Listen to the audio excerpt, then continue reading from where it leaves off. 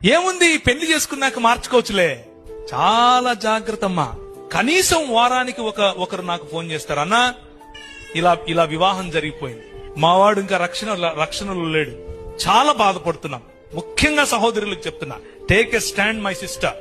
అవతలి వ్యక్తి యేసు ప్రభువును నమ్మి రక్షింపబడినటువంటి విశ్వాసి అయితే తప్ప మీ జీవితాల్లో వారిని అనుమతించకండి.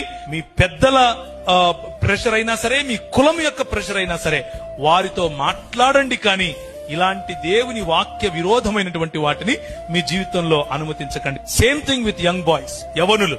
చాలా సార్లు ఈ ఉదాహరణ చెప్తూ ఉంటాను. మిద్దెకి ఒక ఆయన తాడేసాడంట కిందోడికి.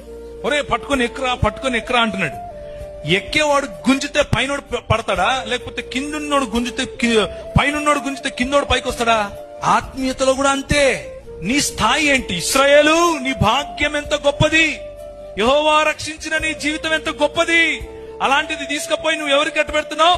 రాజైనా ఆహాబుతో బియ్యం అందుతావా? యువర్ బిజినెస్ పార్ట్నర్షిప్ ఎవరితో ఉంది?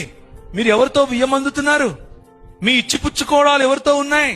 నేను లోకంలో మీరు ఉండకండి అని చెప్పట్లేదు, లోకంతో మీ సంబంధం ఉండకూడదని చెప్పట్లేదు, మీ బంధుమిత్రులతో మీ సంబంధం ఉండకూడదని చెప్పట్లేదు. కానీ మీ కుటుంబాలను నియంత్రించేంతగా వారిని లోపలికి రానివద్దు. మీ కుటుంబాన్ని, మీ ఫెయిత్ ను నియంత్రించేంతగా